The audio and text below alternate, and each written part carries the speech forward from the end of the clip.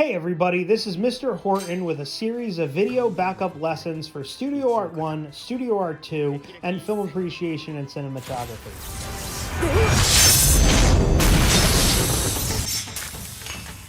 Verni Arts, Iona Prep.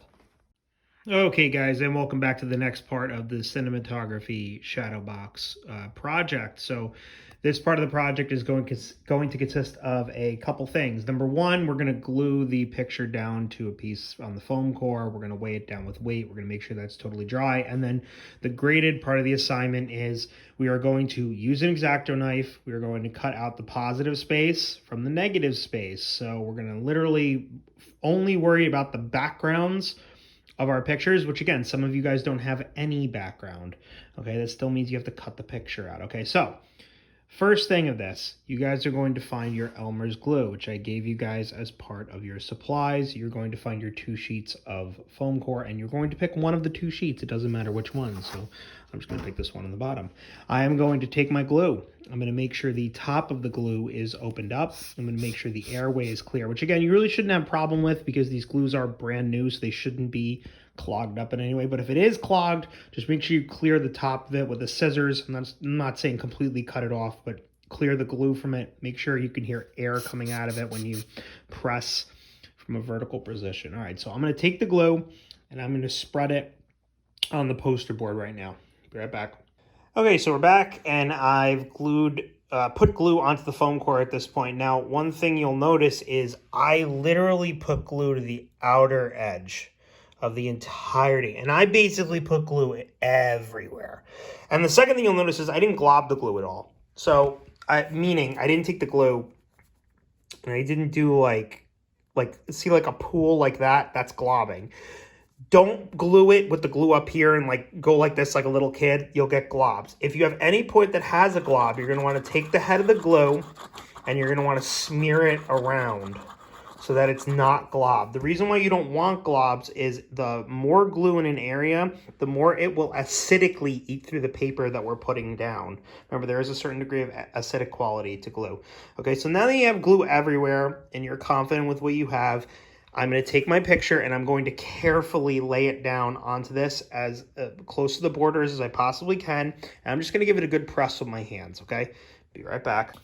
Okay, so my thing is glued down onto the foam core.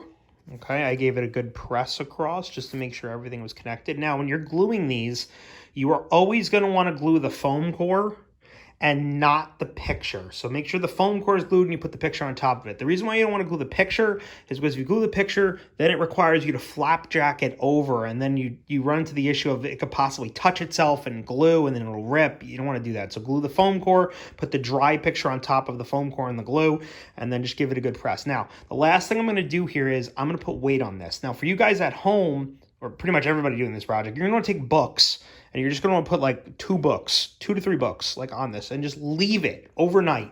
Okay, so if you do this at night, leave it till the next day. It's got to sit for like 6 to 8 hours so that it's completely dried out. For my sake, I have this tray from the lunchroom, and I'm going to put this on this with some weight on top of this. Okay, so I flipped the picture over so the picture's actually face down.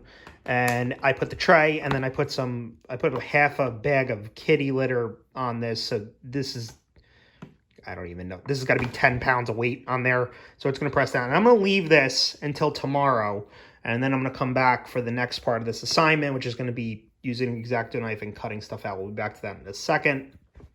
All right, guys, so the big thing that you're going to have to get out for the cutting step is the X-acto blade. And in particular, you're probably going to want to get out the extra blades that I gave you guys. Okay, you're going to need these probably at some point through the process of cutting this whole thing. Now, if you ever need to switch out your blade on your X-acto blade, you're going to take the top off. You're going to be careful not to cut yourself, okay? You're going to put your hand on the rough part at the top, and you're going to twist counterclockwise just a little bit.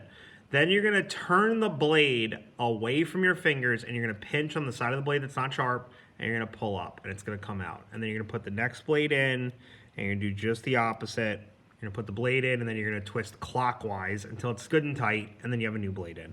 Okay, all right, so let's go on to the cutting. All right, so I have my picture here, and what I'm going to attempt to do is I'm going to attempt to cut out the entirety of the positive space in one cut. Now, this is going to happen over 3 passes. I'm going to do one pass that's just a cut pass, and then I'm going to do a pass that's more so like pointillism, where I'm like almost dotting, and that's only going to be to punch through to the other side, okay, to make like a line. And then I'm going to go to the other side, and I'm going to really carefully connect those dots, and then I should be able to remove the figure. All right, so let's do the first pass, the cut pass. This is going to be really tedious. It's going to take you a while, and it's going to be frustrating, okay? So I'm just going to start cutting.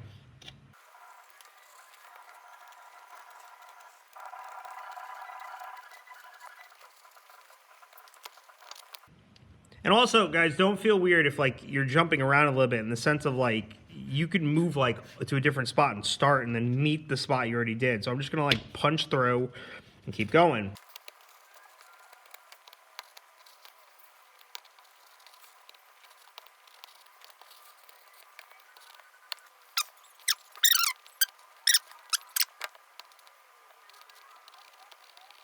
Okay, so I finished my first pass. You'll know if you finished your pass properly if when you run your hand across it, you could very clearly feel the groove of the cut.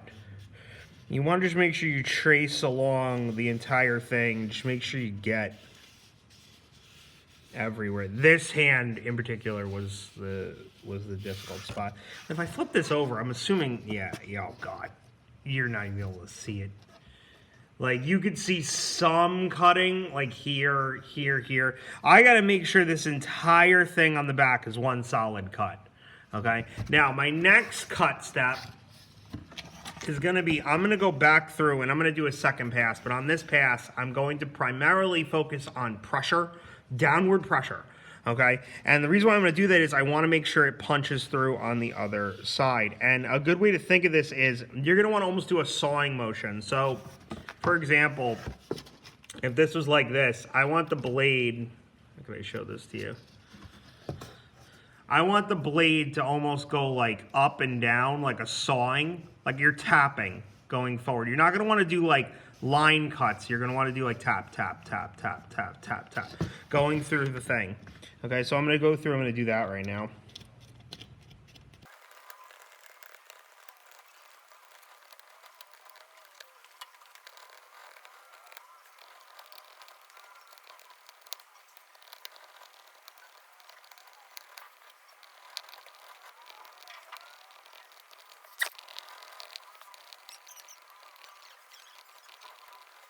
All right, so I finished the second pass cutting, and now I'm gonna flip this over and look at my other side.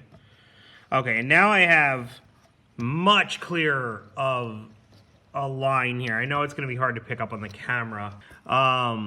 You can kind of see it though, my line going through. And now what I'm gonna do on the back is, I'm gonna, as best I can, connect these lines. Now, it shouldn't be much of a cut on the back. Like, you should only have to pass very lightly, and it should be able to cut the skin of the foam core and release it, okay? If you can't fully see the lines via the dots, it means you have to flip back over and redo parts of step 2. So for example, on my fingertips up here, I have to redo parts of step 2. That's the nature of this. Okay, I'm gonna come down, I'm gonna get the ear here.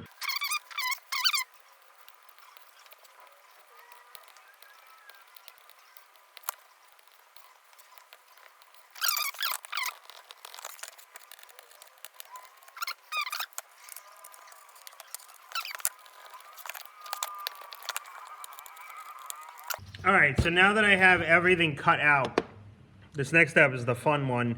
I get to actually punch this out. Now I'm gonna do this as lightly as possible, but I'm gonna put downward pressure on the foreground. I'm just gonna kind of press. And if at any point you don't feel something moving, maybe go back to cutting again. Like, look, I had something break right there. That's fine, that happens. Okay, just be very careful with that hand. All right, and there we go, it's separated. All I got my background, I got my foreground. Now let's see if I had any mess up spots right here in the finger. That didn't separate. So I'm just gonna make sure that's popped out. And I'm gonna rejoin that with this little flap. All right, so I got my background. I'm gonna put this aside right now. I got my foreground right here.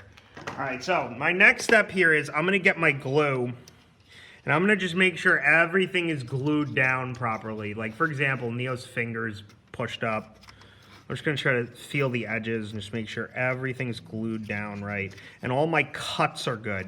I got this weird cut on the finger. I'm gonna fix this thing, okay?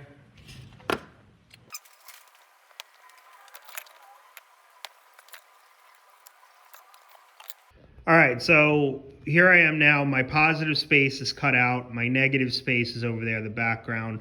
They're in two solid pieces. I've taken the glue and I've cleaned up any glue spots. You could also take the glue and clean up any lifted glue spots in the background if you want to. Now, what I'm going to do is I have my second blank sheet of poster board, of foam core, I'm sorry. And I'm going to put my background lined up with the second sheet of foam core. And I'm going to take a pencil and I'm going to really lightly trace the negative, or I'm sorry, well, the positive space outline on the background, okay? I'm gonna do that right now. Okay, so I traced now, and you'll notice it's very loose. Now, the only reason I did this is because I need to know where to put my glue. So now I'm gonna take my glue, and I'm gonna glue everywhere that the background should be. Okay, so I have the glue down. I don't have to be as hardcore with the glue on the background spots as I did when I glued the paper down to the initial foam core. It's not like that. You just have to put the glue wherever you can get it, and just make sure it's close to the edge. Okay, and now next thing I'm gonna do is I'm just gonna glue the background layer down. All right, so I have my background layer glued down. There's really no reason for me to put books on top of this. It's fine how it is, and I'm gonna leave this and let this dry. And I got my foreground layer. Guys, this is the picture you are going to take and submit to Classroom for your next project grade. I want the background layer glued down to the second sheet of foam core, whatever your background layer is. Your background layer could be completely white. Okay, it still needs to be glued down like this, okay? And then I want in the same image, I want the positive space piece with it. Now remember, your positive space piece might be more than one piece. You might have more than one separated things. Just assemble it as best you can above and just take a picture of the whole thing, okay? Submit it to Classroom. Good luck, guys. If you have any questions about the assignment, email me or refer to the project on Google Classroom. See you in class.